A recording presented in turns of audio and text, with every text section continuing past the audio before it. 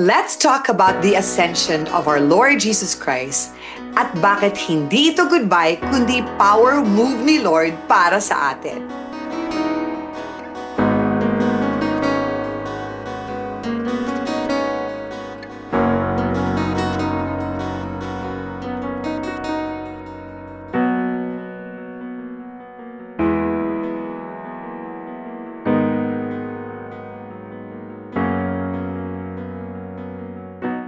Kung may prayer intentions po kayo, pakilagay lang po sa comment section para mapagdasal po ng aming Oasis of Love Intercessory Group.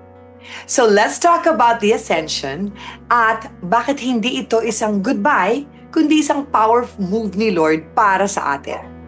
After Jesus rose from the dead, which is the resurrection, nagpakita siya sa kanyang mga disciples for 40 days. Kaya tuwan-tuwa yung disciples niya kasi chill lang sila, kwentuhan, kainan. Sobrang tuwan-tuwa ang mga disciples ni Jesus. As in, nagluto pa si Jesus ng isda sa taping dagat para sa kanila. O diba, sana all, chef.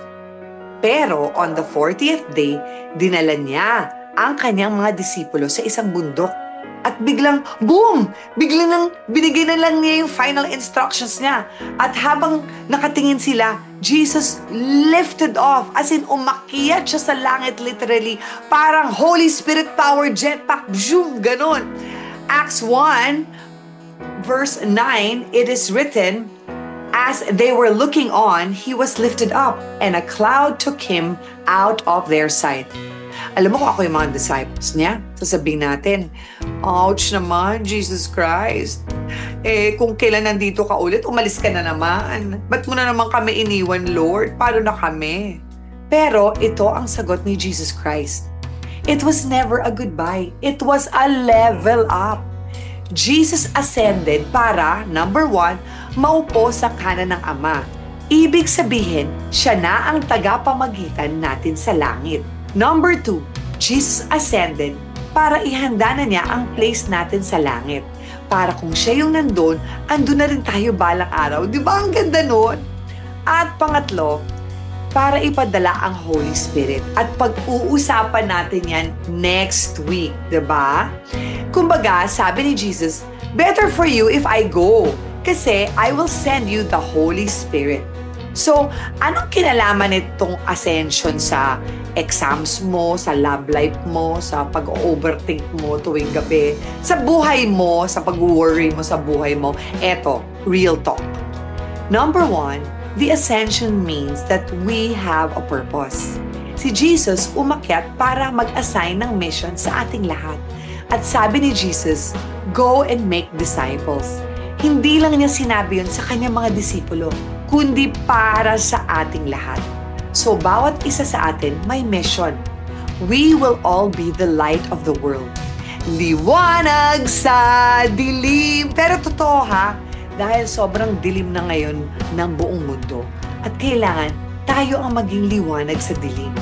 Number 2, Jesus ascended so that we can all have that connection.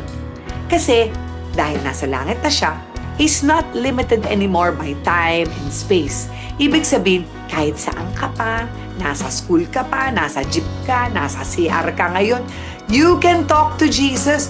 Direct line ka na niya kasi nasa heaven na siya. And number 3, Jesus ascended so that we can all have hope. Kung saan naroon si Jesus ngayon, doon din tayo pupunta. Ang ganda, di ba? Kasi hindi naman ito ang final destination natin. Heaven is real, fam. Kaya eto ang challenge ko sa inyong lahat. Brothers and sisters, live like Jesus is watching. Kasi He is. Nasa langit siya and He really is watching us.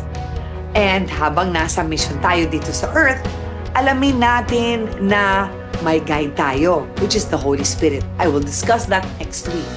May boss tayo, yan si Jesus at si God the Father. At may goal tayo, which is heaven. So, don't just crawl, soar. Diba? Huwag kang stuck sa baba. Taas noo.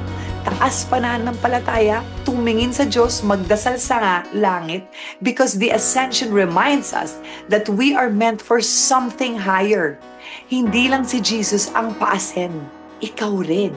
You are called to rise above.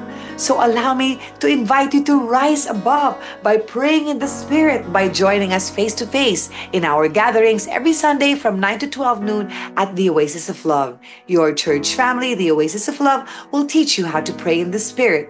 Pray for your healing, life-changing experiences, and miracles in your life. Makita-kita tayo face-to-face this coming Sunday at 9:30 a.m. sa roof deck ng MR Suites, Mandaluyong. Pwede niyo po siyang i-Waze. Share niyo po itong episode na to para mas maraming mabless. At kung may answered prayer po kayo, paki-DM naman sa aming messenger, Oasis of Love Manila, para ma-share namin dito sa isang linggong pag-ibig.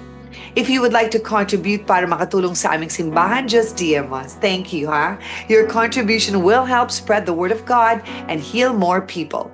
Please press like, share, and subscribe if you are uplifted by our message. Kasi po yung pagla-like ninyo, nakakataas ng algorithm namin yan. At lalong lalakas ang pag-boost ng Facebook sa amin. We invite you every Wednesday at 8 p.m. here in our Facebook page to listen to teachings of Brother Vic Pastaño and be a blessing in our cell group sharings. Sali po kayo sa aming mga cell groups. Just DM us. Should you wish to join our community, kindly DM us. Ako po si Giselle Sanchez at magkita-kita ulit tayo dito sa Facebook next Sunday at 8 p.m. dito lamang sa Isang Linggo ng Pag-ibig.